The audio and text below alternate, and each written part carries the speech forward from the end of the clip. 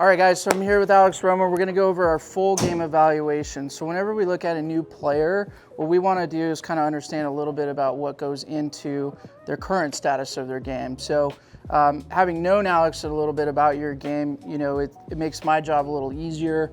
We actually got to play golf the other day, and so seeing that on the course. But I think like when you work with a really good player, it's super important to see how they react to certain situations. So for coaches, if they can see them in their environment that they play in, that's always going to tell us a lot more of the story.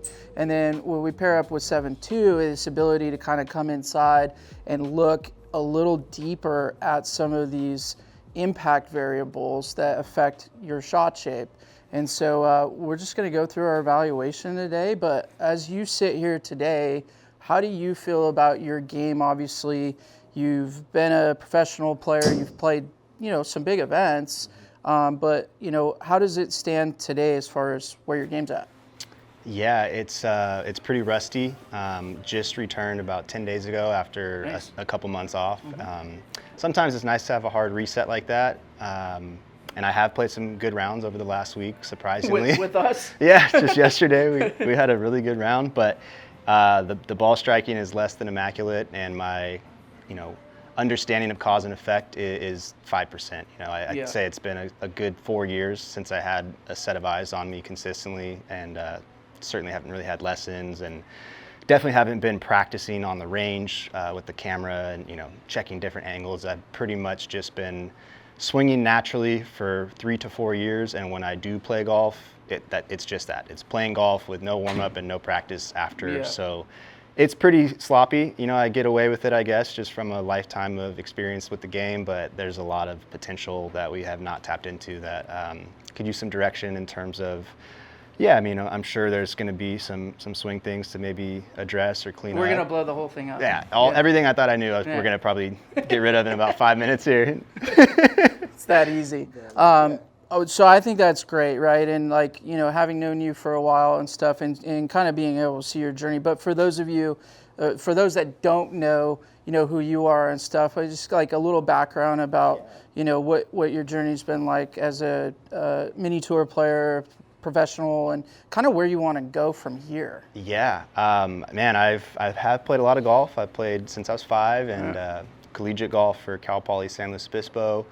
And then after that, decided I was delusional enough to try to play some mini tour stuff, and have had limited success over the years, a handful of smaller wins on local tours, and nothing crazy, nothing super consistent, but some good rounds here and there. And I've tried 5 different times to play in Q schools, a few that were international for the European Tour, Latin American Tour in Argentina. I've tried Korn Ferry Tour, PGA Tour Americas, and haven't got where I was trying to go with any of that, but there's still that, delusional voice in the back of my mind that knows a lot of friends I have that at different times I've been competitive with that have made it onto the PGA or comparable tours, and it gives you that belief like, well, we came from the same place, like they just stuck with it a little longer, so why not me?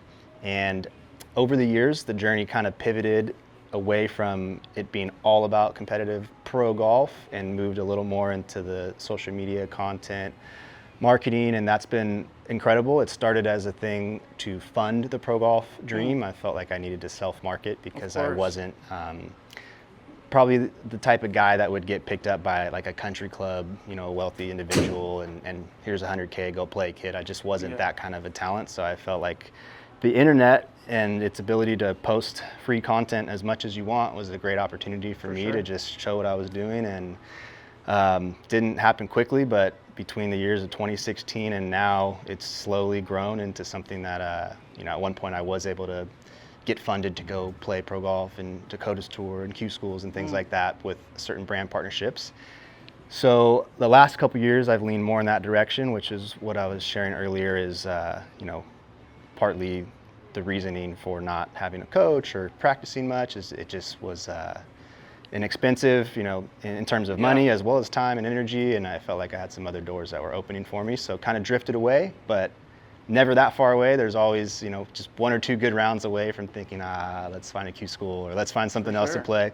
So the return, this is like, version 9.0 of Alex Romo's return to some competitive golf. Nice. And Yeah, I want to be a little bit realistic about the expectations and acknowledge that probably not going to be a full-time pro golfer anytime soon, because it's pretty costly and just still not our rates are absurd. Yeah, it's just hard to keep up with these guys. Inflation, but I do really want to play a lot this summer. I just played my first tournament a couple days ago in 2026, first event all year. That was a qualifier for the Cal State Open, and there's a lot of other state opens, Long Beach and things like that, which could happen locally. Yep. There's also Q School for Mexico Tour locally in a month. More Q schools in the fall every year. Yeah. And so I think, like I said, 10 days ago, picked up a club again, so it's getting a little far ahead of myself to think of like a full schedule. It's kind of time to just get in here and assess what could be better and how long that might take realistically. But the combination of me playing golf every day and getting better at it, getting some eyes on myself from people that know what the hell they're talking about, and then talking about it on social media, which is a skill I've been developing for years, and you guys have as well.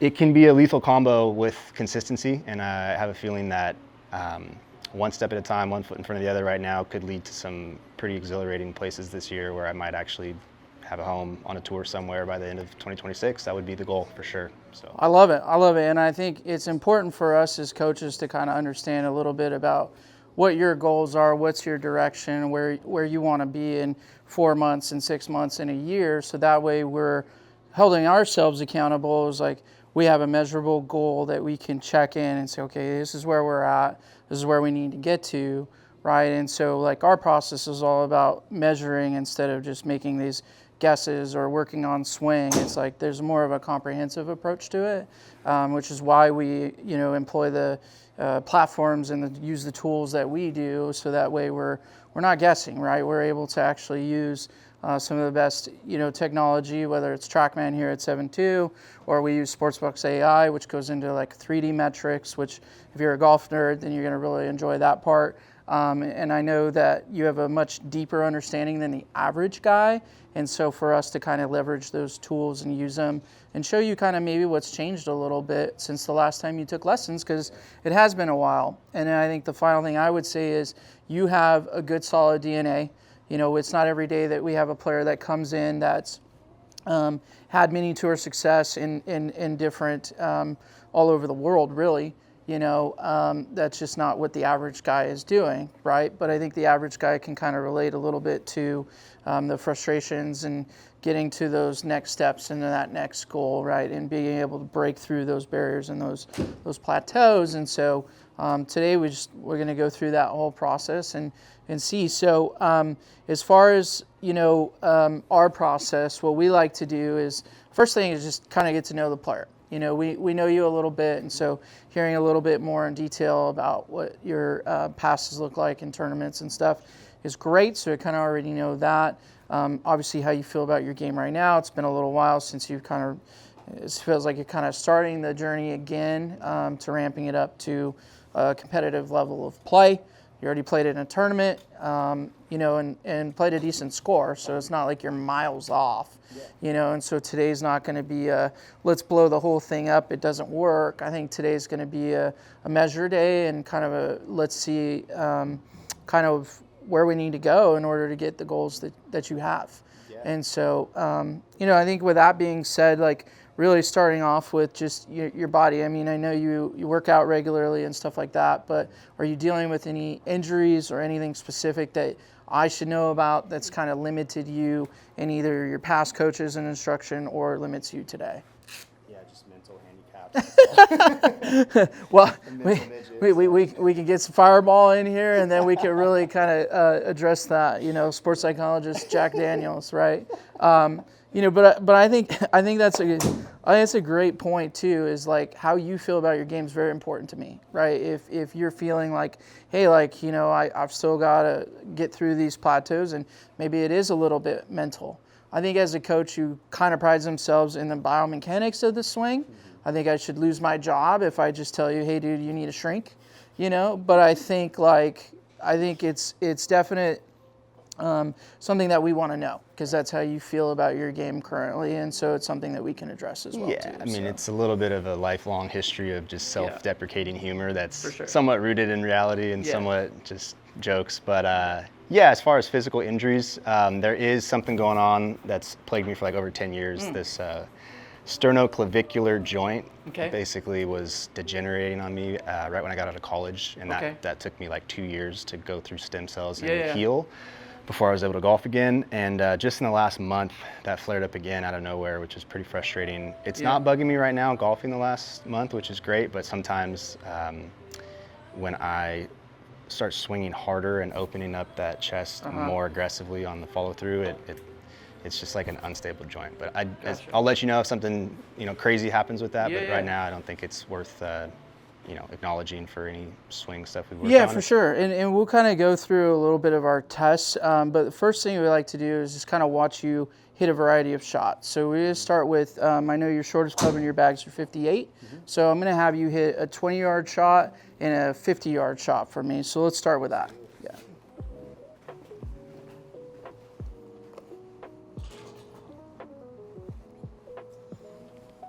And then while we do this, Alex, so basically for the TrackMan, it's just going to kind of show you your carry distance on the left. So the goal obviously being to strike it solid, so you can see your strike location is over here. We'll go a little deeper into the parameters in a second, but I just want to see how well you do with actually carrying it the distance that we're trying to, right? Your ability to control distance from 20 yards. So we'll start with that.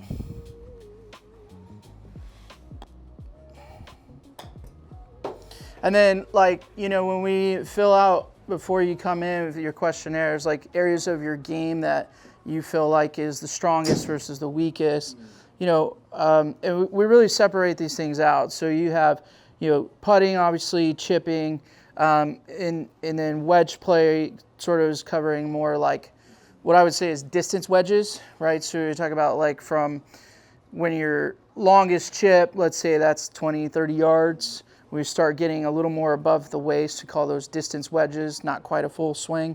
How does the chipping 20 yards versus your distance wedges rank in terms of that's the best part of my game or the worst part of my game? Oh, that good, Pretty huh? bad, yeah. Okay. Nice. Very low confidence with any of my 3 wedges in my hand. Maybe the most confidence would be pitching wedge through 7-iron. That's probably about the only section of the bag that I expect to hit decent, but the top end of the bag and the low end of the bag, a little sketch. Putter's pretty good. I think I save myself with some putting every now and then. Yeah, I kind of feel like you've always been a pretty good putter as far as I've known you. Yeah. Obviously the wedges we talked a little bit about on the course, and that being kind of an area point. I think coming back to the game, really the first thing that goes are all the field shots. Yeah. So I would expect for that to just start bouncing back with your normal process. Yeah. But you brought up the distance wedges, what I think is pretty glaring. Yeah. Right. So have you worked on those before, as far as technique or anything? Because I know you know a lot about swing and mechanics, and so I'm just curious, what you know about that. Yeah, it's probably going to surprise you how little I know for someone who's played for a long time. I think maybe in my last era of taking a lot of lessons, which 5 years ago, maybe I would have been sharp back then. But it's definitely not something I work on my own. I know guys do a clock system for wedges, and I haven't done anything like that in years. So I have next to no concept of how to try to hit 60, 70, 80. I know what my full swing is, and then everything short of that is just kind of a guesstimate. And it's very, dependent upon the quality of the strike as well. A lot of my wedges I kind of gouge down at and get this semi chunk from the fairway that pops up high with minimal backspin, and that catch makes it high on the face. Maybe. Yeah, it's almost like a fairway flyer, which also makes it hard to control distance with inconsistent backspin. So I think my wedge play is pretty atrocious. That good, huh? Let's go ahead and hit a couple more from that for that 20 yards, just because that seems to be a sore spot. All right.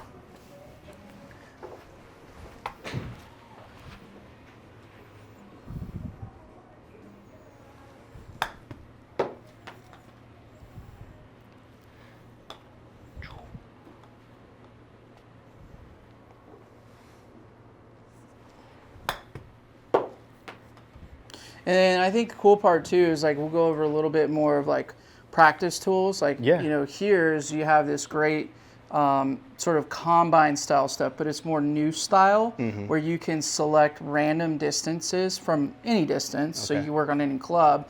But like for my really good players, I want them to come in here and randomize from 20 yards all the way up to like 125. Got it. And then be able to get a positive strokes gained, which is a PGA Tour metric that actually tracks your proximity to hole, your quality of strike.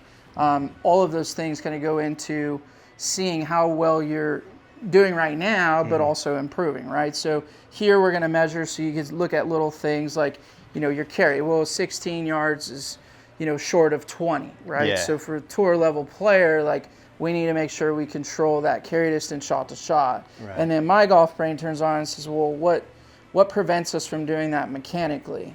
And your smash factor is fairly low for a 20-yard shot. Your spin rate is also very low. You know, you look at like tour metrics, and like one of the things I always love to do is like, what are the best players in the world doing from 20 yards? People are like, that's kind of crazy to think about that, but like, I don't have a good ball striker that's like terrible with wedges. Maybe you're the first one though. We'll see. But I would also say, probably more importantly, is I don't have a great wedge player that's a terrible ball striker. So my point is like a lot of that goes hand in hand. Like when we're working with 25 handicappers, we spend a lot of time on impact with a 20 and 40 yard wedge, just because of the fact that like your idea of how you control, you know, strike location, low point, right? The bottom of the circle being forward or back, and obviously loft as well.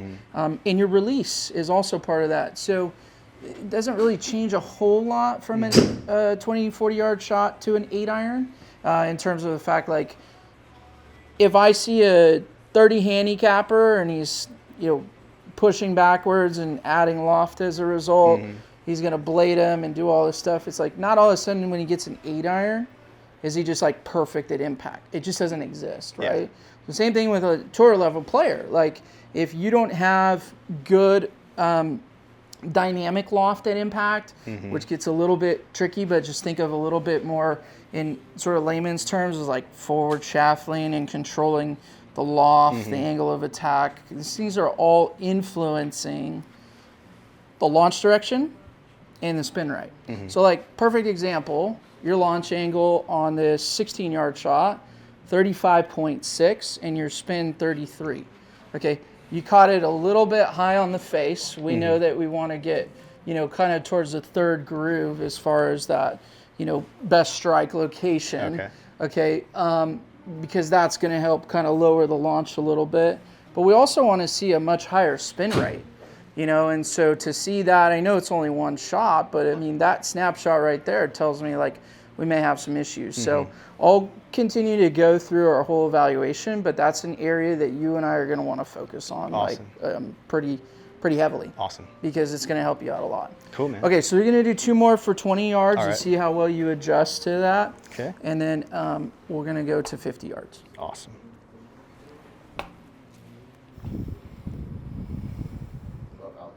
What's that? Move up, oh. Thanks.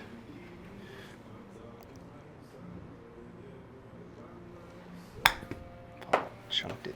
I'm just going to get one from back here. Okay.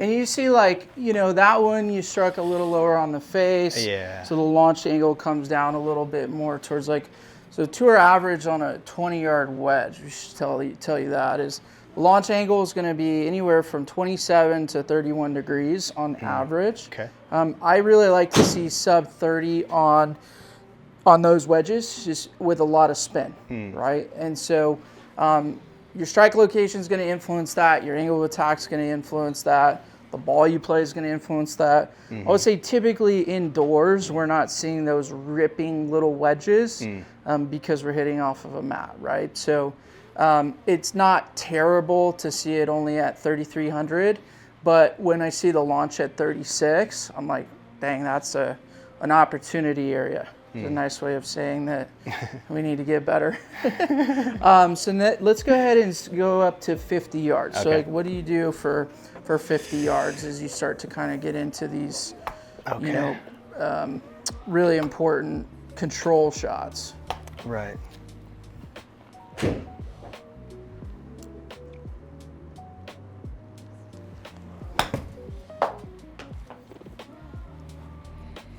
All right, so your spin went up, even though you caught that a little high on the face. You notice the launch angle tends to be sort of, a little on that higher side, right? So kind of adding a little bit of loft, maybe coming in with an angle of attack that's a little bit more shallow. Okay. Are you typically kind of like how you would describe yourself, a little more shallow, kind of use the bounce guy, or do you kind of feel like you like to get a little steeper and kind of get on top of it? I think I'm steep. Yeah, I think I take a lot of chunky divots with wedges. Okay. Not a whole lot of clippy ones. Okay, cool.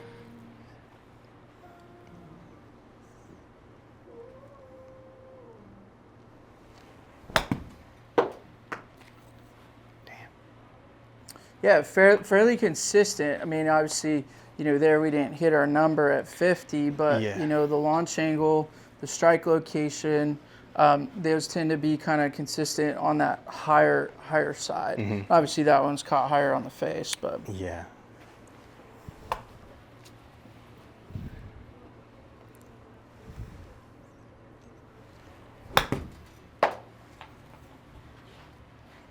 Cool, let's do one more of those. Okay.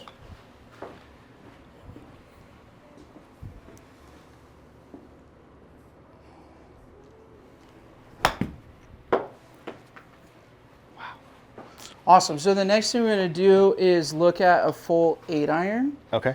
We're going to probably hit 4 to 6 balls with your 8-iron just to kind of see. Cool. As we go into this next club, we've talked about this off camera, but for you, what's kind of like your desired shot shape? Like you like to see I'd like the ball start and finish. I'd like to see it draw. I'd say it rarely is a push draw. It's usually a pull draw. Okay.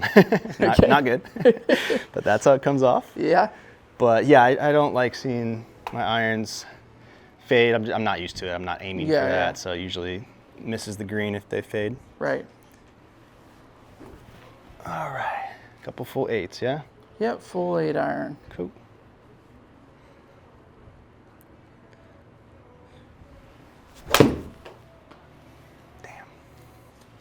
That's kind of what you were talking about. That was the one. Yeah, whole lot of lefts today. Doesn't always show up on camera, but today it does. Mm-hmm. That's great.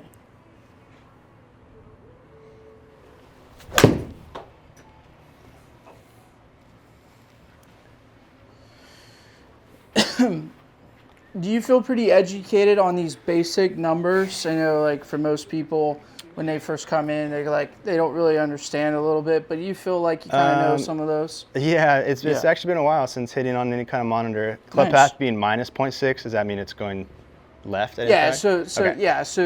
And face angle minus, that's closed? Yeah, there's a difference between the club path and like swing direction, but I tell like for most of the amateurs, like if your club path is negative, then your club's kind of working more that direction. Okay. There's way more of a technical add impact version of that, but I would say on a basic sense, like that's moving a little left. And then you look at your face. Okay, so strike location matters not as much on it's not going to affect as much on an iron as it will a driver in terms of like gear effect in spinning the ball.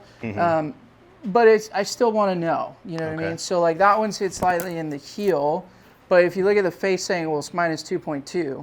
So typically the ball will start, to wherever the face is pointing. People at home say, well, it's only 70%. It's like, let's keep it simple for the masses, right? Okay. Face angle is going to start the ball. The difference between the face and the path is going to determine curvature. So for instance, your club path, it's got a 0 in front of it. So I like to just round that to 0. Yeah. Went to a state school, so easy math. Okay. Ball starts left, it's just going to kind of stay there. Now, what I would say, what's more important for you as we establish your pattern, and you say, like, the first thing is always like, what do you see? You see a ball start right and wanting to go left, that's a draw. If your draws are starting left, like, I have a huge problem with that. Because right away, you're not actually hitting a draw. Right. You're hitting a pull or a pull draw. That gets dangerous because now the face becomes kind of like, if it's negative, you're always going to have to play for that. So now you're going to have to start kind of, changing your stance line. That influences some ball position over time. Next thing you know, that small curve or pull to the left turns into bigger curve. And as a aspiring top professional, that's just not what you're going to see on the PGA Tour. Yeah. And so that's the beauty of using TrackMan, right? Is to be able to see and measure, like, because the first thing that goes off in my mind is that face angle needs to be positive, right? Because if I'm going to say that the face starts the golf ball, the ball has to start right if you're going to draw the ball. Okay. So if the ball is starting left, we already have a big problem. Yeah. And every tour player I've ever been around, and I've been fortunate enough to be around a lot of them, is they want to make sure that their ball is starting correctly. Yeah. Like, it's funny because I used to say, Rory McIlroy wakes up tomorrow, his ball starts to the left, he probably doesn't play well. And next thing you know, I'm seeing him at Genesis hitting teed down drivers like this and these little cuts. And I'm like, but he drove it terrible at the Masters, but he won. And it's like, okay, but if we're measuring the metrics of driving, he was not a good driver of the golf ball in that golf tournament. Right. And my theory would be is because the ball's not starting right and falling left, that he's sort of going against his DNA. Yeah. And like, there's a common theme you'll find from us is we don't like players to go away from their DNA. Darren, my business partner, draws the ball. We try to fade the golf ball for a couple of months because we're golf instructors and all we do is mess around with our swings. Yeah. It was terrible. We played with him the other day and he shoots 2 under par, and it's like, because the ball's starting right and drawing 40 yards, he knows it's going to happen every single time. Exactly. John Rahm wakes up in the morning and his ball starts, to the left and goes left, he's not going to be very happy. Right. The ball's got to have that consistent sort of pattern and curvature. So right away it was like, well, we need to change the face angle. Okay. And I don't want to influence you because I want to keep getting some data. Okay. But let me have you hit a couple more 8-irons. For sure.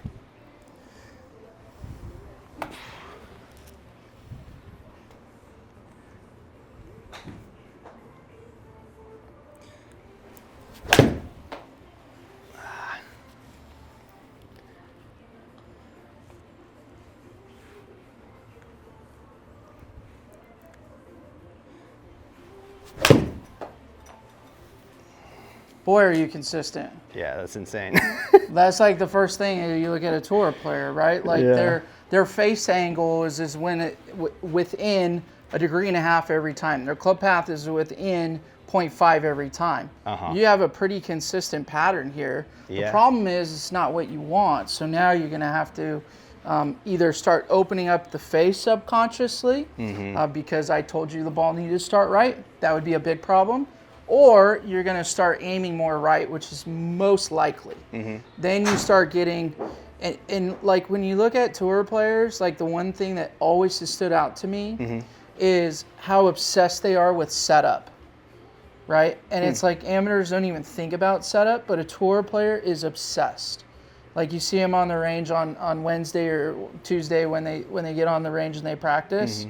It's like alignment stick down, external target out here, getting the ball to start right or to start left, ball between the elbows, whatever it is. But like they are obsessed with how they set up to the golf ball. I have a buddy that's really good friends with Xander Schauffele, and he sent me some stuff before, and he's like, dude, he's a nut in terms of how he sets up to the golf ball. And it's like, well, that makes sense because that needs to be your foundation principle. Right. If you allow that to drift based upon what your pattern is on the day, that gets dicey because over the course of 2 weeks or a month, it progressively gets worse, not better, most of the time.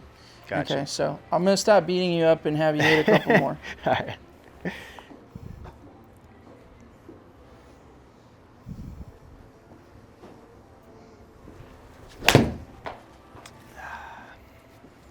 Oh, there you go. Maybe. You're a unicorn.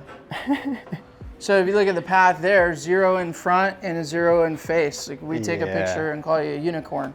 You know, from a spin rate standpoint, it's a lot lower. You know, the launch is a little higher, so it's like vertical strike on the face is really high on the face. Yeah. Your spin rate as a result is going to be a lot lower. Your smash factor is not as high, but you know, in terms of face and path, like, you know, that's kind of cool. You can brag on Instagram about being a unicorn because we don't see that too often. Okay, one more of those. Okay.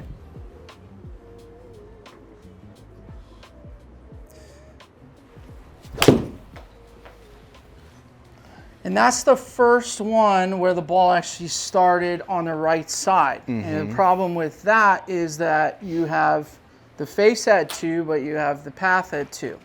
I would say, like, if we're trying to draw the ball, we're going to want to create some parameters for you. So my best drawers of the ball are tour players of the, that draw the golf ball. Club paths anywhere from 1 to 3 into out, positive. So you're close there, 2.6.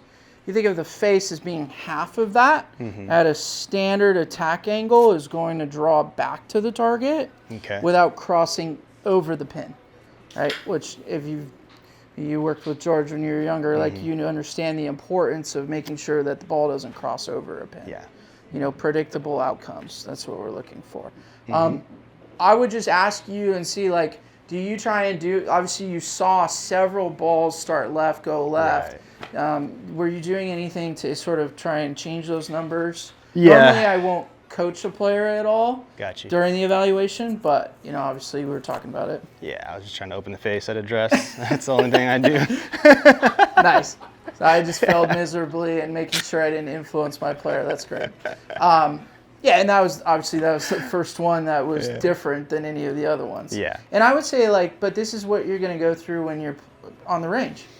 Or more importantly, when you're in the heat of the battle. Yeah. Right? So by hole 14 or 15, if that ball has missed the green 3 or 4 times, now all of a sudden your brain gets to, you get to a hole where the pin's back left, you know, and it's tucked and there's bunkers long and it's dead long. It's like, well, guess what you're going to do? You're going to aim right and you're going to open the face. Yeah. And then if you're lucky, it's going to be 30 feet. It might even be in the bunker on the right, which is a real big problem. Yeah. And now you know, just the margin for error on those 18 holes for tour players is just, it has to be tight. Yeah. It has to be really tight, shot to shot. For sure. All right, cool. So I'm going to have you hit one more just so I get one down the line, and then we're going to hit driver. Cool, man.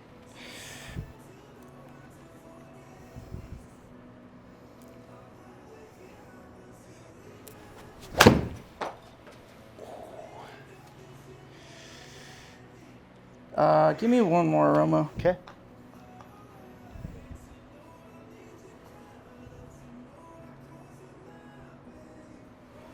A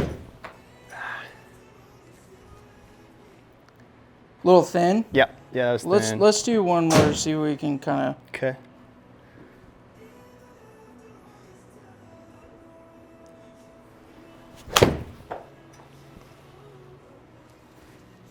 Sweet. And then the next thing I want to do is look at driver. Okay. Yeah. Cool. I kind of feel like your driver, to me, has always been, you know, fairly consistent. How do you feel? I mean, obviously he's coming back, but like, how do you feel about it? Yeah, it's been a lot of movement the last couple of days, man. I have been doing this heel lifting thing for almost 3 years. Yeah. Only a couple months ago, I stopped doing it with the irons. Okay.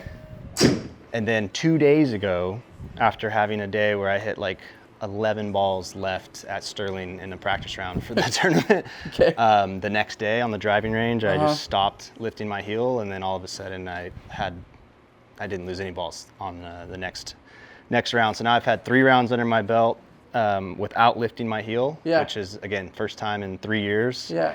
So that seems to have me mostly hitting fades, which is good. But prior to that, yeah, I mean, I've had so many challenges with the driver going left on me. A lot of it is contact. A lot of it is, you know, having a miss that's high on the toe and the golf ball starting left and moving left. Yeah. But a lot of them are just straight pulls as well. I would say that the driver has been kind of a problem for several years. So you feel like it's on the worst part of your game kind of spectrum? It's funny because it was pretty solid in front of you guys the other day, but Yeah, I thought it was great. over the last year or two, that's been my nemesis. That's probably the club I've worked on the most and made the most changes to, whether it's changing a setting or changing the shaft. And very few times where I felt like I was consistently seeing it fade and I was not hitting balls OB off the tee. But most of the time it's been a two-way miss where I still keep thinking, I need it to fade, but half the time it doesn't. But yes, just yesterday it was great, and the day before it was great, and that maybe is a whole new swing pattern without lifting that heel, which is obviously going to change depth in the backswing without getting as. But if I had my choice, I'd probably like to stay planted and get away from the really. I mean, I had like a ton of heel lift, and it just looked really, really weird. Which that's not my primary focus, how it looks, but I do think I was pretty non-fundamental and non-traditional and. Could have been, making my swing more timing based than it needed to be. So I'm liking the fact that right now I actually feel comfortable enough to leave the heel down and thinking I'll build forward probably that way. But yeah, this game is funny because just being kind of like a coach that's been doing it a while and it's basically kind of bridging old school versus new school. And like a lot of people don't even know what you're talking about, but basically, we see it more in like our senior golfers that struggle with hip rotation on the backswing, right? Is being able to lift up that left heel is typically going to give you more range of motion in the hips, which is going to give you more shoulder turn. And I think some people would say that that's going to create maybe a bigger, longer arc, create more speed. And would that be kind of your reasoning on why you used to do it? Or? Yeah, it used to be a drill with George. Actually, we would do freezers with lifting the heel, pausing, and then stomping the heel down to try to generate a faster hip turn, which is pretty much the basis of what we worked on for years, was just more hip rotation. And so that seemed to be a way to like load it, and then the stomp down was a faster hip clearing than if I just left my heel down and they didn't snap through as much. But then at some point I was like, I actually hit the ball farther this way, and let's see if I can take it on the course. And then that was several years just basically making a drill swing my on-course swing. But nobody told me to stop doing it. I just, for whatever reason, felt like I try something, could get away from it and still hit some decent shots. And so, yeah. I think what's going to be interesting too is like we can actually measure both swings. So I like to actually measure both of them. Yeah, okay. So that way we could see not only what's affecting face path, angle of attack, contact, but also what it looks like in 3D. Yeah. Right. And so the nice thing about 3D is it's going to measure a million different things, but looking at sway values, looking at what we talked about off camera, and we'll get deeper into in a second, is the center of the chest and the center of the pelvis, and that relationship at setup, in backswing, in transition, which then influences things like club path, which then can influence face angle, attack angle, strike, pretty much everything. And so seeing what both would look like will give us measurable data to be able to see maybe why putting the left heel on the ground for you, yesterday or whatever it was, actually gave you better performance on the golf course. And that's one thing I think it's important to work with a coach is like, I'm up for different things. Like, I don't think that there's one way to do this, and I don't think that my way is going to be it or the highway. There's a collaboration that has to occur between player and coach. Now, there's going to be certain things where I'm going to say, well, if you want to do that, it's going to affect this and this, and so we might have to compromise on certain things, right? But like you never see like, okay, at P2 the club needs to be in this spot, and then here it has to be here. It depends on the player. And in our golf academy, we have different models. We have players that are steep to shallow. We have players that are on plane the entire swing. We have players that are off plane in the backswing, steeping it a little on the like everything in between that. And so it's more so about understanding how those things form each player's DNA, and therefore how do we manage those to be able to create your shot? Because ultimately, all you care about, whether you keep the left heel on the ground or lift it, is that damn ball starting left and falling right. Yeah. Let me see you hit a couple. Cool, man.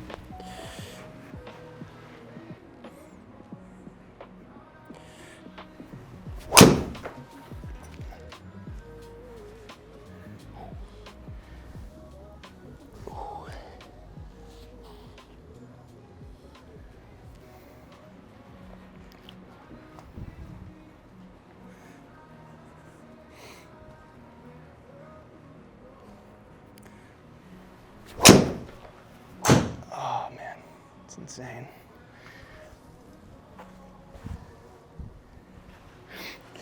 Have you historically, attack angle wise, you always been a guy that hits pretty up on the ball or No, it's level? actually been pretty zeroed out when I was practicing more, and Chad was putting me on monitors and stuff. Yeah, it was close to zero, but that's been years, and don't have a whole lot of numbers in the last few years.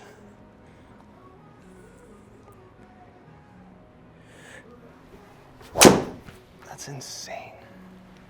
I've seen that kind of a lot of times recently. The left? Yeah, just like almost just topping it. Yeah, the interesting thing about that one is you actually struck it slightly more towards the heel, which you would typically think is going to fade the ball, but that shows you kind of how extreme, your face angle was right there. Yeah. Very closed, obviously. For sure. Which was actually similar to your irons. Yeah, I do really shut that face. Dang.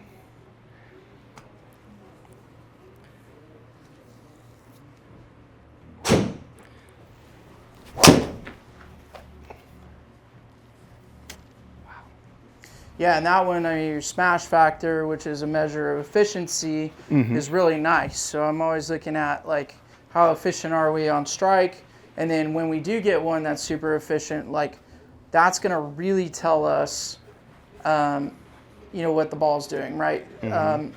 For those that don't know, gear effect, so if you hit it more towards the toe, it's going to draw the ball more, typically. More towards the heel is going to spin the ball more to the right. But you also have height, impact height, right? Vertical strike location. So high on the face is going to shoot the ball higher, launch it higher with lower spin. Low on the face is going to launch the ball actually lower, right? And that changes the spin as well. And so typically we'll add a little bit more. So I think, seeing shot to shot, if we're actually hitting it in the center, that's going to be super important, because that tells me if you're not, there's a lot of compensations that are occurring in your swing for whatever reason. Yeah. And we want to get to the bottom of that. But, I think our big thing on the list is going to be is our club path. So with driver, we want to fade it. I think so, unless my swing seems to naturally be producing something that's going to make that really hard and I'm just fighting myself. But over the last 7 years, that has been a common factor of good golf, is if I fade it off the tee. And yeah, well, the good news is it's Burger King, so you can have it your way. So if you want to be able to fade the ball, we're going to be able to fade the ball. But what we have to understand is, I don't want you to hit up 4 degrees on it in order for us to, have to create a fade. I want you to feel like you can hit a couple degrees up on it is fine at your speed. You don't need to hit more than 2 or 3 degrees up would be plenty, right? But we need to get that club path, a little bit more left than where your face is pointing. Yeah. And right now your face is pointing way more left of the path. So that's where you're getting a ball that's starting left and going left. So when I see that a lot, which I do, sometimes, because again, I don't know what to work on my swing, even if I wanted to, so I'll just do a bunch of setup changes and tilt, basically take away my right tilt, try to level out my shoulders at address. I'll scoot up an inch or two, and I'll splay the face open. I'll set up like 3 and put the ball off the heel. I'll give myself like 4 fade factors, and then you better believe that bitch fades every time, and I can play some good golf, even if it only goes 270. But well, I think we have, there's usually 2 things at play. So there's the pattern, which is how you set up, how you grip it, what happens back here, and then the cause and effect. Right. A lot of golf swing to me is inputs creating outputs. So inputs being how you set up, how you hold the club, how you take it away, how you load. From there, the outputs is just a reaction, right? So like I've always told people, like, I don't teach downswing. I teach setup and I teach backswing. Because if the club is in a position, you're going to react, especially as a good player. You know, I might talk a little bit about, you know, certain feels on the downswing, right? So you have like a lot of players that come across the golf ball, right? And so their chest and their hips are spinning open. They have no lateral motion whatsoever, right? And they have no right side bend, so their right side is actually higher than their left side in transition, staying down in transition and going across the ball. And then from there, they're standing up, reacting, and hitting it all over the map, right? Better players are typically a little bit more, we see a lot of guys that are going more steep and then shallow out, and how they shallow out is very important to me. And so we need to figure out how you do it, and talk about, you know, that as far as like, you know, patterns go. But then you also have setup. So typically, if you move closer to the grip, you're going to fade the golf ball. You know, that's very typical. Why? Because if I move closer to the grip, there's now no room for me to really go this way because I'll hit it in the hosel. So now I have this ability to create space, and this left hip can get deeper and more around the corner. It's kind of the way I would describe it. Got you. That room that you create is going to bend the path more leftward. Got you. So setting up closer to the handle would be one way. That's cool. I never thought of that. Yeah. The tilt, this tilt between center of the chest, center of the pelvis. We're going to keep going back to that. The more tilt you have, or separation between the center of your chest and the center of your pelvis, that gap, if it's negative, meaning chest more behind the pelvis, is going to create, on its own, more of a club path rightward. Right? And these are things that we've been able to test with players on TrackMan, or you can look at some of the best players in the world. So when you say, well, sometimes I get my shoulders a little level, I have less tilt, I go, well, yeah, that's going to create more of a fade because you're taking the center of your chest, stacking it on your pelvis. The problem is if that continues to go forward, now you're getting more of a wipe, and now you bring more right into play, or hard pulls into play, depending on where the face is. So it's important as we go through this journey to decide, well, what is your pattern that's creating these things? 2, what do we need to, you know, adjust or change or whatever in order to create the desirable outcome? And then 3, what are the ingredients from how we hold the club to how we set up to the ball, and then our swing thoughts or feels, in order to create more of a fade bias pattern. You know, at this point, it sounds like you're kind of guessing and searching, and you're just happy to land on some good ideas because you're a good player and you can try and create these feels and see what happens and test them. Doing it with a coach to be better, because now we can measure it and see, well, hey, like as soon as you move that chest forward, yeah, you fade the ball, but now all of a sudden, you know, the face is open, you're wiping across the ball, and so you're getting more spin or whatever the case may be. So I think you'll find in this journey that that'll be very beneficial to you. Cool, Let's do a couple more of this, and then we'll talk about what I saw. Awesome.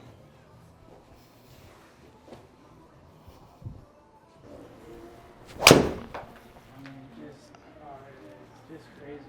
Getting Yeah, so we get a lot of questions, a lot of the same question. I think this will help some of the viewers out too. Is, you know, people are thinking, well, why would we draw the irons and then fade the driver, right? Well, a lot of it has to do with our objective. Okay, so when you look at, and this is what I think makes tour players so unique and the best in the world, is some of them don't even realize that they change these variables or these feels in order to create the shot at hand. And then as coaches, we study that and go, oh yeah, that's how really good players hit 20-yard shots or whatever the case might be. But when it comes to impact dynamics, right, your attack angle, how much down or up you hit on the golf ball, actually directly influences your club path. And thus, that's going to influence some of the curvature. So the more that you hit up on the golf ball, typically you're going to see a lot more of a fade. Of course, this is assuming center face contact, and you don't want to have golf geeks out there say, well, what if you hit out the heel? It's like, okay, let's assume center face contact here for a second. Yeah. And let's talk. It's attack angle more up. It's typically going to fade it. Hit a little bit more down, which is with an iron. You can hit a little bit more down on the golf ball. That same path-face relationship could actually create more of a draw, right? So I think it's an important distinction. And then when you look at tour players, it's not a one-to-one. It's not like, you know, guys either always fading driver and then also fading irons. A lot of times it's different. You know, you got guys that fade the ball off of the tee and draw the irons. That's actually a very typical thing. Yeah. You know, that we see. Our job is to make sure that you're creating patterns and understanding your numbers and your feels to manipulate these numbers to get positive outcomes, right? And so in your case, pretty much the reason we're here is to kind of discuss how that's not happening, right? Not as much as you would want. So the miss with irons is left to left. Coincidentally, the miss with driver is also a little left to left. Yeah. And that is largely due to the fact that your path is very neutral overall, but your face tends to be a little bit more on the negative side, especially on a miss, right? And so even hitting up 4.6, that face angle is minus 2.7, you know, it saves you a little by hitting that much up. But to me, when I start seeing players going 5 degrees up, they're trying to control what variable they saw that was creating like that left miss. Yeah. Right? So like, for instance, if you're somebody that gets the chest in front and you come across the golf ball, you're not going to just keep doing that because you're going to have the same poor pull and outcome. You're going to start kind of manipulating things, and then you're going to have sort of an equal and opposite miss. And so good players are going to figure out a way to make sure that, you know, they don't just keep seeing that ball going to the left. They're going to start opening up the face. But to me, that sort of opens up some problems over the course of time. Got you. Yeah, so saw what you needed to see as far as that goes. All right. I do need to capture one more 8-iron. Okay. Because I didn't get your down the line view. Copy that.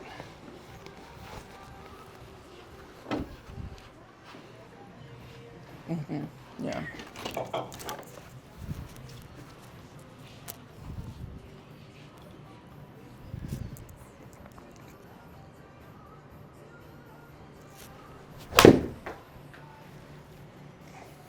Sweet. And I would say, like, overall today, you know, it's a fairly small sample size, but overall today, like, you're hitting your irons much better than you're hitting your driver.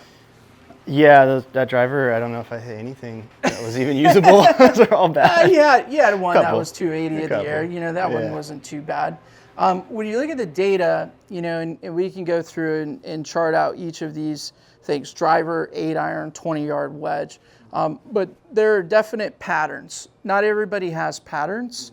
And so to see that there is one, you're doing the same thing every time, which is good in the sense that you're consistent. Most people come in, they want consistency. They say, well, maybe that's not the desirable outcome though, right? And so then that's when we need to talk a little bit. So let's go ahead, you can put that away, and then I want to kind of go over a little bit of the data, what we saw, and then we're going to start kind of getting some game plans together as far as what we want to do here. And then what we're going to do is we're going to send you copies of all of this. So that way, as a player, like, one thing that's really important to me is that you have something that you can go, well, that was a great lesson and all, but you're like, oh man, we talked about like 7 different things, but like, what are the 2 or 3 main ones I can go to? And then you have something that you can always look back to, and you go to the range and say, what am I working on with driver? Okay, that's that drill or whatever, you know. In our evaluations, a lot of people will ask us, they say, well, you know, we didn't really talk a lot about what to actually change. The evaluation is so important to us that we want to understand before we start making any change at all that we're making educated and measured decisions. We're not just saying, well, your path is, you know, 0 and your face is -6. You need to swing more right. Like, that would be not very good, you know? And also there could be some other factors at play. which we'll talk about before we actually make any change. Okay. What I want to do is give you quantitative, reasoning on why that face is -6 and the path is 0, right? Why that chip that you launched at 36 degrees isn't 29, and what goes into your pattern for your short wedges and why that isn't gonna fly at the highest level, stuff like that. Okay, so I'll go through this with you. Yeah. Okay, so the first one we're gonna look at is your short wedge shot. So this is a 20-yard wedge shot, and what we saw in the data was that you didn't quite have that lower launch and high spin that we see amongst some of the best players in the world. The TrackMan on the projector doesn't have angle of attack yet for shorter shots. The ones that were traditionally on the ground, the ones that you can use outside, those ones do. Projector hasn't quite gotten there yet. They feel like the metrics are strong enough and consistent enough where it spits out the data. Now, you hit 3-wood, you hit driver, angle of attack shows it's great. So the one thing that's missing here in terms of this analysis is I would love to know how much down you're hitting on the ball. I can infer that based on your launch angle, based on some of your lack of spin characteristics, because angle of attack definitely has a direct effect on your ability or inability to create spin. Okay, so I would say the first thing that stands out to me is just in your setup. 20-yard shot, there's not a lot of forward shaft lean at all. And so your static loft, your 58 degrees, is kind of staying at 58 degrees. And when you look at tour level players, one thing that goes into not only the attack angle being more down, but the dynamic loft, or we'll just use launch angle for you, is changing that loft from static 58. We want to be able to change that by about 10, 12 degrees, depending on the club. For you, you're actually adding some loft at impact, okay? Now, the reason you're adding loft at impact starts with the setup where the handle is much more neutral. I would say the ball position is kind of more middle, certainly not back at all. Tour players are launching the ball less than 30 degrees, probably going to have the ball a little more back in their stance. That obviously helps with lowering the launch angle. But having the handle forward at address, more mid-thigh, would give you that higher angle of attack and lower the launch right away, okay? The other part of it is if you look at your shoulders and then you draw a line between the center of your pelvis, which is here, and the center of your chest, they're pretty stacked right on top of one another. Yeah. Okay? Typically, that's going to increase the loft unless you actually move forward at some point into impact, right? So when we see good players on a 20-yard chip, in the backswing, they'll move slightly down and towards the target. Okay. You move slightly down and towards the target. I would say that that's good. The one thing that kind of stood out is because you add a lot of loft, you actually take the club back pretty far for 20 yards, right? And so normally on 20 yards, probably going to be about hip high with your 58. Damn. Yeah. So now your swing length is a lot longer, so that kind of makes up for the fact that you are adding loft, right? And then if you watch, I would say the biggest thing we're going to watch is the backwards movement in your head. So I want you to watch.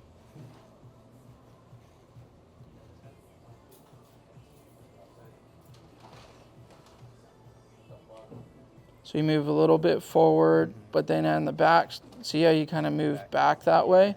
And look how much tilt side bends in there, right? So that center of chest, center of pelvis has moved back and it started back. So you're going to add loft unless you shove the handle forward. So what misses are you going to see? Ground contact is going to be kind of more in your world. You're going to hit the ground more often than you want to. If you shove the handle forward, you could get a good one, right? But you could also get a bladed one. You could also stick it in the ground a little bit more. You know, it'll make you feel like you need a lot more bounce on your club, and maybe that's not the actual answer. Got it. Yeah. Does that sound right? I think I do have 14 degrees of bounce on all my wedges. Yeah. So that would be, you know, if you walk into a good club fitter, that's what they're going to do. Is they're going to see your strike location is a little bit more behind the golf ball. They're going to see you a little more sort of diggy, right? And so generally, that prescription is going to be a little bit more higher bounce, right? You know, and that's just more of a product to me on how you move, how you set up and how you move, right? So that was like the first area where I'm like, dude, I'm going to attack that first, you know? So we're going to go after a little bit of setup. On TrackMan, when you warm up, you can actually create these setup features, these setup feels that we talk about, and then next thing you know, you're going to actually be able to launch that ball 29, 28 degrees without actually trying to shove the handle forward, which is going to be very good. So that was the first thing. Okay. The next thing we want to go into, and by the way, like when you get to 50 yards, it's kind of the same story, right? Is your handle's very neutral. You have some tilt in the shoulders.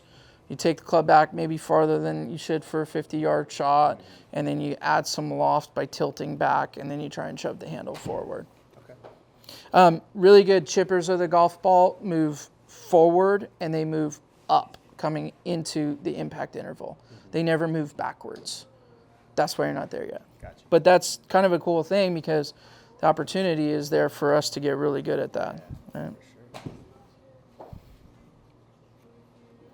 Okay, so now this is the really cool part that everybody likes to see. So this was your 8-iron. So you have the traditional 2D on the left, but then you also have the 3D on the right. So this is your avatar. You look really good there. And then what I like about this is they just kind of added this feature. There's a diagnostics button that just tells you, once it's reading all of this, as it relates to the best PGA Tour players and LPGA Tour players, like what do you do relative to them and what stands out. It doesn't like your posture and your backswing. It says you come out of your posture, which we'll talk about why. And it says you're late in getting to your lead side at impact, which is a lot more hanging back, spinning open, which may sound a little bit familiar and maybe what your past DNA or what you were sort of taught or what pattern you created, right? So we can talk a little bit about, you know, what we see the best players in the world do or not do, and then talk about how that's going to actually influence your things like club path, things like your club face, which we know is why we're here. So when you get into the analytics of it, you know, obviously it gets really deep. Green means you're within tour average ranges. Yellow means you're on the outside of one of those ranges. Red means that you're well outside those ranges. I was lucky enough to spend some time with John Rahm. He has 7 red numbers. So he asked me to look at it. I was like, can I take a video? He's like, yeah. So he has 7 red numbers on the screen, and he's one of the best players in the world, and he's striping fades. And he looks at me and he goes, how's it look, Dan? I go, you're doing great, John. So the point being, if it's red, it doesn't mean we change it, right? So just because it's red doesn't mean we like, oh, you got to attack that area. Every good player has little nuances and stuff. What we want to focus on is your sway gap numbers. So you have the center of your chest is the blue line. The center of your pelvis is the yellow line. The difference between those in inches becomes your sway gap number. Okay, so you can see one, it's green, and it's a 1/2 inch, but it's negative, which means that the chest is a 1/2 inch behind the center of your pelvis. Okay, that's what that means. Okay, now it's green because if you're a fade bias player, closer to 0 is going to give you more of a fade. Adam Scott, -2, -1.5, -2. With a driver, it's closer to -2.5, -3. So it will go from being stacked on a short chip to separating depending on if you're a drawer or a fader of the ball. Okay, so with your driver, decreasing some of that would help you fade it. Okay. Increasing it would help you draw it. Same thing is true on your irons, but there's always a point of no return on this, so that's why we measure it. Yours is more on the fade bias side. So that's the first thing that stands out to me. Yes, it's green, but green doesn't necessarily mean that we're just not going to touch it either. Red doesn't mean it's bad. Green doesn't mean that it's not something we're going to look at. We're going to look at all of it. That's more of a fade, okay? Your grip, how you grip the club, it's always been a little more right hand on top, okay?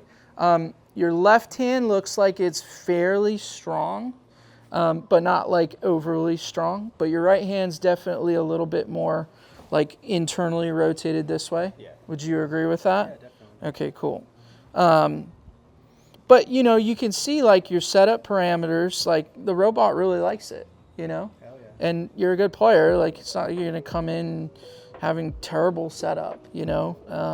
But I definitely think from a draw standpoint that if the sway gap was another half an inch or an inch, we would draw the ball much more consistently without doing anything to your golf swing. Just a little right toe. Yep, we call that low-hanging fruit, right? Okay. Now, as you take the club away, things are going to start to change, right? So every good player that I've worked with shifts some amount this direction to get their pressure more to their back foot. You know, Bryson doesn't shift as much, but there's still pressure going into his right foot to start, okay? So you shift the pressure, your pelvis is typically going to sway a little bit for most players, right? So you can see as you do that, you're still green across the board. What it doesn't like is your chest side bend, okay? It's telling me that you're going into left bend very early. Now, having worked with players in this pattern, that left bend is very typical for somebody who wants to create a more vertical shaft. So it's not like something that I'm surprised by, but you know, that one stands out a little bit. You could see, you know, that the, you know, if we saw that continue, you're going to see the center of the chest move in front of the pelvis, okay? So you can kind of see on the robot on this side that your sway gap went from 0.5 to 0.4, so it's trended this way slightly, which is typical for somebody who has a lot of left bend, okay? Which, again, I think is just part of what you were trained to do, you know? Going to the top of the swing, chest turns, you know, you're close to 90 degrees. Tour average is 85. Pelvis is turning 34. This was something I was watching as you were hitting driver to see if it was excessive at any point. We didn't do one where you lifted the left heel, but if we did, I would see over rotation in your pelvis. So I actually agree with the fact that you left your left foot on the ground. You know, so it's always fun to say like what players feel, what they try, what they do, and then what does it actually produce, good and bad. So I would say, yeah, keep doing that, okay? Not every player should do that because not every player has the ability to turn their pelvis, you know, 30 to 40 degrees, but you obviously do. What was interesting is that you had quite a bit of lift and you continued to have quite a bit of side bend on the left side, right? So you're essentially lifting up, chest is lifting up, head's lifting up, left shoulder is still down a lot, and you actually start to go into a lot of spine extension. Also part of your pattern training, right? Get as much turn as possible, extend the spine as possible. I get it for long drive, but in terms of like, if you want to hit a draw, taking some of that out would actually help you draw it a lot better.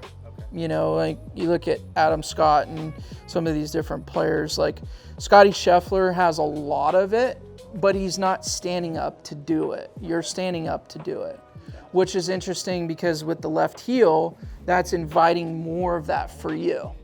Whereas I just don't think you need it. You know, you don't need more shoulder turn. You don't need more pelvis turn. You need to reduce some of your lifts so that you can strike it more solid, more consistent. That's all I see as far as that goes. Any questions on that? I mean, it's a lot and it's detailed, but this is the type of player you are, and this is what we do, right? So, as you start down, okay, there's a shift into your left side, which with an iron would happen earlier. Yours is late. Okay. So, you don't see any pressure shift until the club's actually set at the top. The other thing that you're going to notice, your pelvis sway is red, but it's only 1 inch at, this is basically P 5.5, right? Where the shaft is close to parallel to the ground. And you still haven't gotten that pelvis forward enough. Again, part of your training, right? But here's the thing is, that is a good way to shallow the club, okay? And there are different ways to shallow it. You can get your arms steep, you can spin, you can shallow it. You got to be very careful with that. You got to add a lot of side bend in order to not have the hands get too far out. Because you see players like try and shallow with rotation. Rotation gets the hands out. But if they get too far out, you oftentimes see good players react. And I see that a lot in that pattern. Okay, so that's something we're going to want to talk a little deeper on. But again, in terms of being a drawer or a fader of the golf ball, a drawer of the golf ball is going to have more pelvis sway, more lateral. My concern is you're not getting pressure forward enough, early enough. When you look at really good players, they're already getting their pressure forward by P3. I wonder if any of that is correlated to the lack of heel stomp. Like for a while, for 3 years, I had a very easy way to start to fall left before I even complete my backswing. And I mean, I can feel it. Not lifting and planting the heel now, I feel stuck on my right side almost the entire time because I don't have that trigger of like, how do I get there, Yeah. But, well, and I love freezer drills, especially if you're working on arm structure or something. Yeah. Problem with a freezer is it doesn't represent the dynamic motion of what good players do, right? So if you're going to do a freezer, fine. But understand that when you actually go to swing, that pressure shift is much earlier and it's much more dynamic in terms of how much, right? I think the other important thing is that every good player sways their pelvis, every single one. There's obviously some that do less. Those players are generally faders of the golf ball. Not always, like you can have some offsetters. Cam Young's not swaying his pelvis 7 inches forward, but Scotty Scheffler is. I see a lot of guys, this gets more into the weeds and we'll go there eventually, but players that get the club like super shallow at the top, they're told they can rotate. I see those players slide their pelvis and get a lot of tilt in order to not come over the top of it. Sahith Theegala is a great example of that. That's an interesting conversation. We don't need to go there, but I would say, like, when I look at a golf swing, the first thing I do is look at the TrackMan numbers, and then I want to see how does that relate to their pattern, how their body moves. Because your body is the engine to controlling club path and a lot of club face as a result of that, right? So let's relate it back to your miss, which is the face tends to be more closed. It's not because of your grip. Your grip is weak with the right hand and strong with the left hand. We can look at the down the line view, but it's not like you're shut at the top. You trend slightly more closed than open, but you're not by any means shut. So then it's like, well, how does the face close? It's either a lot of release or swing direction. If the club's getting more on top of it, that's going to shut the face more, right? If I'm up at the top and I'm fairly centered and I stand up and lift, okay, one is I've got to get lower to get back down to where I was. Two is I have to really make sure that for you, you're spinning. You're trying to get super open, right? That's going to get the path. The hands want to work out now, which yours do. And now, unless you want to wipe it to fade it, you're going to start secondary tilting. And that's where you start to lose the club face. So it's interesting. You're trying to control the face, but you're actually doing things in your swing that are limiting your ability to control the face from closing. So I think that's an important distinction as well. And we'll go more into the weeds on that as well, because all of this stuff can get real messy real fast. Yeah, so like you can see what I thought was really interesting, and we'll see more with driver, is that your head actually moves backwards. Your chest also moves backwards. Your pelvis didn't move much forward at all. Most people would say if you slide your pelvis, it creates more axis tilt. And that's for sure somewhat true, but what's interesting is you actually only swayed 2.4 inches, which is very minimal for an 8-iron especially, but yet your head went down 5, backwards with the chest 3. Why? Because if you didn't do that, you'd wipe it. Does that make sense? You know, and so that's where I see is like the hands work out with rotation, then we side bend. And that side bend kind of late in the head going back makes it really hard for us to control the face shot to shot. And that's always been my pattern. Sweet. I remember with George talking about that for years. Yep, trying to work out of that. But when I don't work on anything in my swing, that's definitely what I revert Well, back and I to. think like, you know, what's also important is I don't like to just be like, hey, your head sways or moves 5 inches back, keep it forward. It's like, no, it's doing that for a reason. You know, and so in my world, that's why I say I'm a setup guy and a backswing coach, because if I match arm structure and pivot style for whatever the shot shape is, yeah, I mean, like we might need to coach a little bit on getting pressure forward earlier. You might have to worry a little bit in the beginning about getting, you know, this left knee over this left ankle, which is what really good iron players do. No matter what their pivot style is, you know, so that might feel a little bit more like a sway, you call it whatever you want, but it's going to give you more forward chaff lean, which is going to give you more face control, you know, and that's the bottom line. That's going to reduce the head sway and chest sway. So, you know, you're pretty close to plenty open. Your chest turns a little bit delayed, but your pelvis is plenty open. Right, so the notion that you're not getting open, I don't think is really fair. I think you're actually not opening your chest because the hands are already working out. So if you kept opening your chest, you'd actually increase more of your side bend, more of your head sway to, again, avoid from wiping it. That's kind of what I see. Make sense? Yeah, I mean, I definitely won't remember everything you're sharing in this moment, Nobody but that's will. why we got it all on camera. No, nobody will. So then you start going into like the pattern trading, right? And we can look at driver here in a second. But to me, the overarching theme is you have more of a fade bias setup.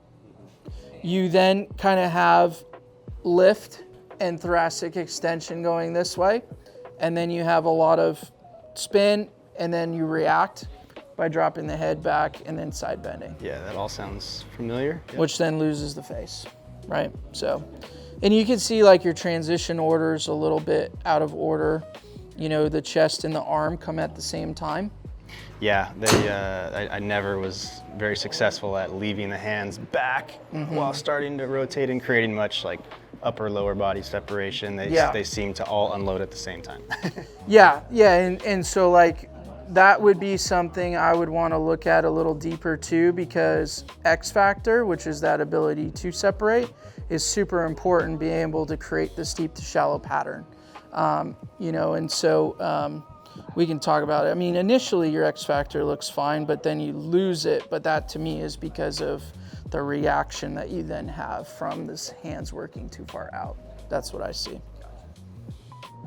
Yep, a little bit of natural, intuitive self-correcting once you know you're in a spot that's not going to hit a good shot. Yeah, and I mean, you know, it's a really deep dive into it, you know, to especially on day one. But like that's what you got to do with a good player, is kind of really break apart these pieces. And I think a lot of the pattern that you've had is kind of not giving you those positions or those impact locations that we want to be able to have, because at the end of the day, we got to get our face angle on the right side, right, of the target, and our path needs to be double whatever the face is. So face at 1 to 2 degrees, path at 1.5 to 3.5 degrees for a draw, And so, well, how are you going to do that? You're going to start tilting more and then throwing,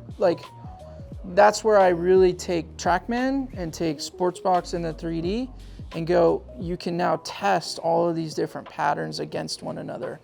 Well, okay, what would be your solution for getting the path to be to the right?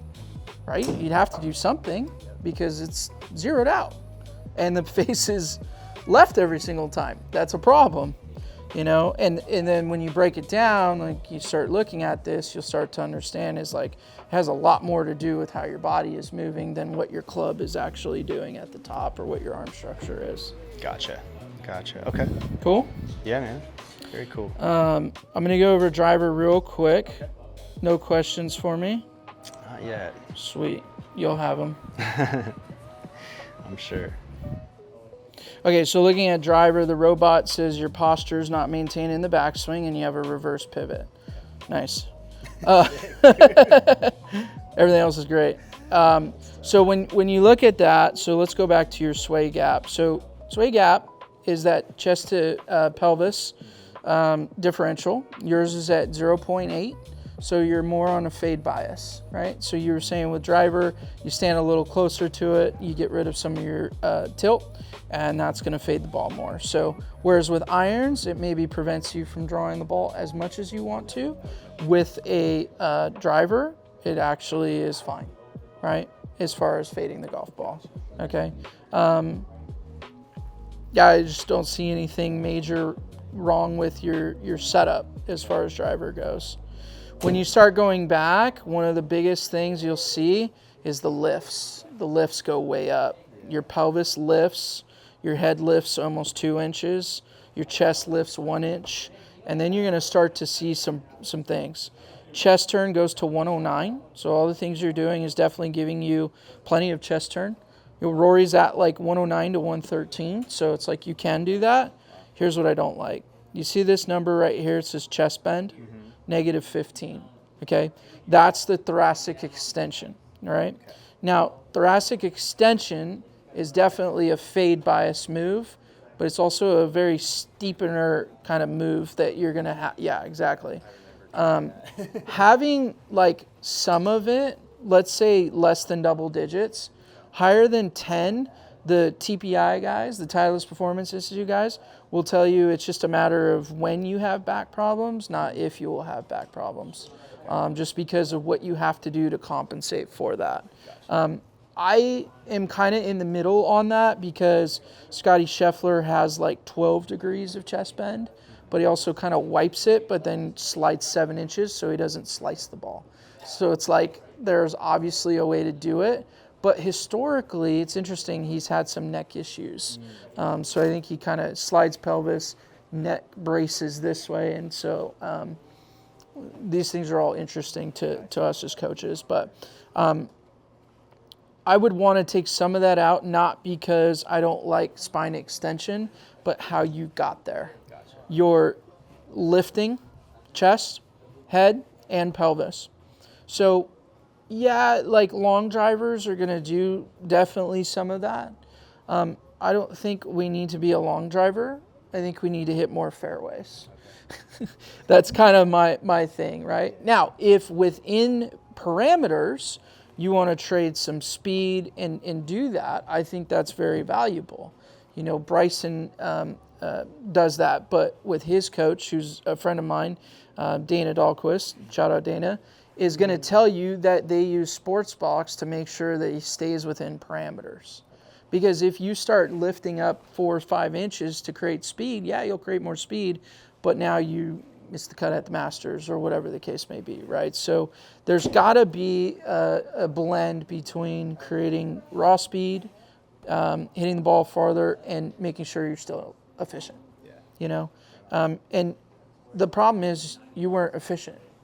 So it's we have to make adjustments because we're not efficient, and why aren't we efficient? It's because, in my opinion, the lifts in the thoracic extension. So as you come down, you're going to see all the extra side bend. So you're at 39 degrees of side bend at impact. Okay, so yeah, it's crazy. So, the high end is 36. I want to be in the low 30s on side bend. Because players like you that create a lot of speed, if you're going from dramatic spine extension in lift and then going into dramatic side bend, one, you're doing it because the club is making you do it. So it affects the bottom, affects your face control. Two is it's just not very healthy to do that. So I had a kid that ironically just competed in the state finals, really good player, and he had a lot of side bend.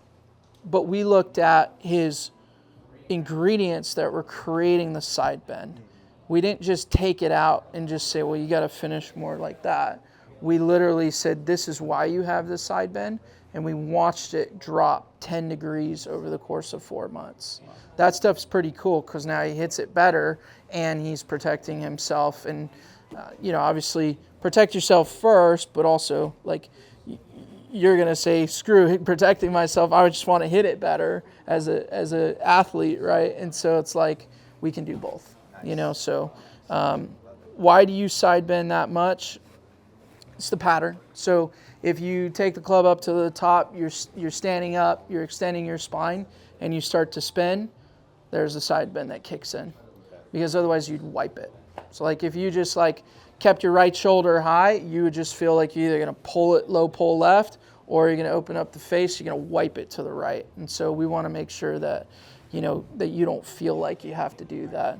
That extra side bend is losing your club face. So that's where the face is losing to the left. So your path can still be very neutral, but you're losing the face. And you can just see, look at your avatar, he's very sad. He's got a lot of side bend. And I would say, again, looking at your turns, your chest turn is plenty, your pelvis turn is plenty. So it's not a rotation problem. I think rotation is a product of putting the club in a position where the player has to rotate. It's not a product of building rotation in and spinning people open, right? I can tell you, creating rotation is much more about where the club is, and then a little bit about how to use the ground appropriately, where to push.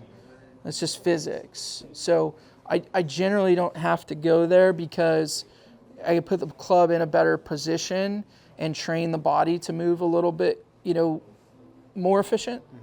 And then we don't have to do all of that. So that's my full overview of your current state of your game. I'm going to give you a full overview of this, be able to review. Our next step is to discuss what pieces we need to change. The first thing is going to be just understanding that if we give you some sway gap for your irons, you'll draw the ball more. So if you wake up tomorrow and you have a dot on your chest and your pelvis, and this is an inch more this way, you'll start drawing the golf ball. That's also going to start the ball more right, like having just a little bit of this, right? So obviously if the path is right, typically it's going to open up and the you're face. leaning how you want me to lean, right? Yeah. Mirroring me. I'm your Copy. mirror. Yeah, Copy that. always. And so the secondary part is we definitely want to work a little on the body motion. So I do a lot of stuff without a golf club where we're just working on sort of some of the opposite of these things, right? So your pattern is stand up, that's by raising the left heel, and you putting it down with driver dramatically changed for you, because I'll bet you're another inch and a half up as far as your lifts go, and I'll bet you it got a little scary with the thoracic extension. So those things are going to be things that you're going to find that are going to be pretty easy for us to put together. As far as setup and some of your arm structure at the top, because the one thing we didn't go over was your down the line view, and I'll just cover this real quick just so we cover the whole thing. Okay, so traditional plane lines for people, right? So a little taller, I think, at address than the average guy. You have a round spine on the upper body. I like that. I mean, that's old school stuff. I think those guys didn't really early extend. And then you had the guys sticking their butts out that all they did was early extend. So I think George nailed that. That's exactly why we train that. So I think that was good. Start like an old man, and then that gives you space to actually get the left butt back through impact. Yeah, I like it. I think it's good. I think, so your overall swing plane is just going to be good.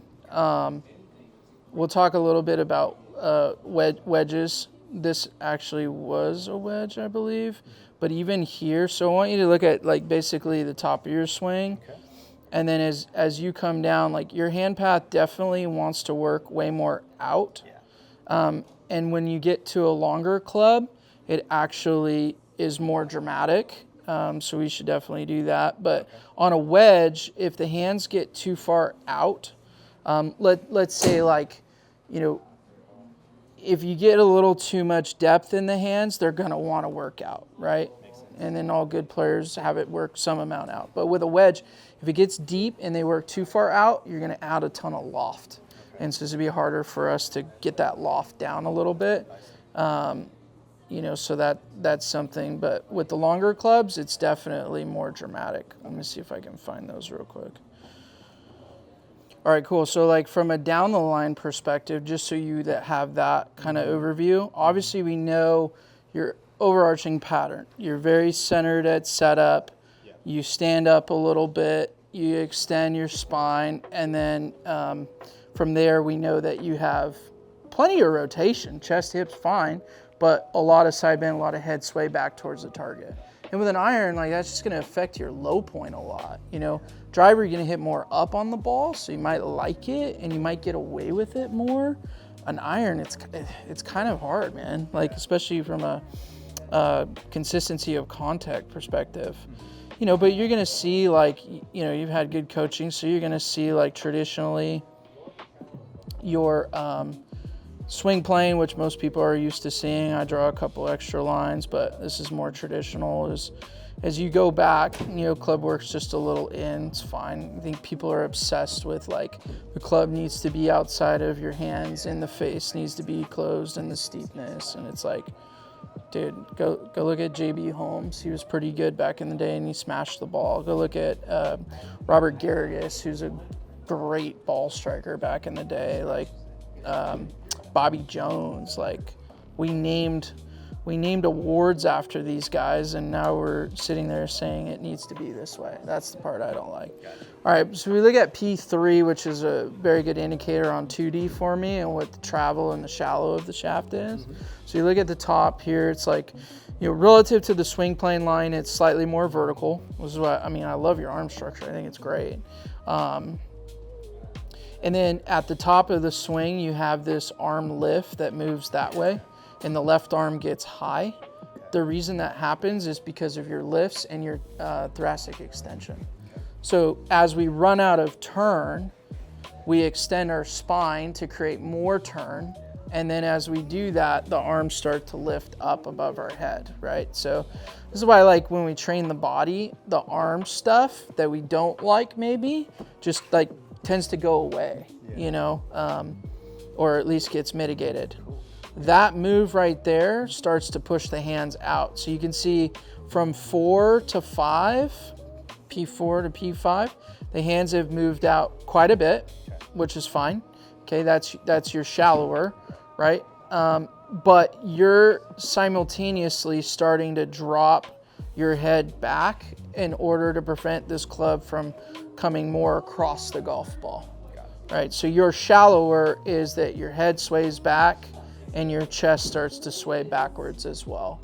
That's going to affect your ability to control the face, shot to shot, contact and stuff like that. And then with wedges, you do anything close to that, it's a disaster. So that's kind of what we're going to attack, is a little bit of the setup, a little bit of the body motion, and then overall we're going to see that the shaft plane will get a little bit more like that at the top, because your arms will have already stopped at that point, because your turns will have stopped instead of you continuing to extend. And then from there, if we get your pressure to land a little earlier and maybe a little bit more pelvis sway towards the target, you won't have that secondary axis tilt with the right side bend quite as much. You'll be able to control the face a little bit better. So I'm gonna reduce this hands working out right away by how that body motion moves, because as soon as your hands start working out, you automatically start to side bend and tilt the head back. That's your move. Yep, been doing that for over 5 years. That sounds familiar. Sweet. Yeah. The cool part is do a lot of training without a golf club, so we'll kind of work on that. I honestly think, I know it sounds like a lot with the full swing, but I think we go very minimal with that. Just work on some simple body motions so you have feels, and then really attack the distance wedges in terms of setup and technique. And so that would be like our first session would be to attack those and build in some body awareness, body motion, so that you can start moving better. Sweet, man. Thanks. Nice work. I'm gonna put this in here. And so you have a profile with us now, so we'll send that over to you and you'll be all set, my man. And then, you know, before we get into changing some of those body motions, I'll want to go through a basic screening test of, like, you know, what might be contributing to your things that we don't like in your swing. But for the viewers, like, I know you're a very good athlete. We've actually done a screen before, so that's not foreign to you. And you tend to move pretty well. So I truly believe this is more of a pattern training thing that you were told, taught, and, you know, really perfected in a way, because you did a lot of probably those things on purpose. And so we'll just clean some of those things up and should be good. Sweet, man. Sweet. Nice work. All right, bro. Good job. Thanks, man. You too. Yeah.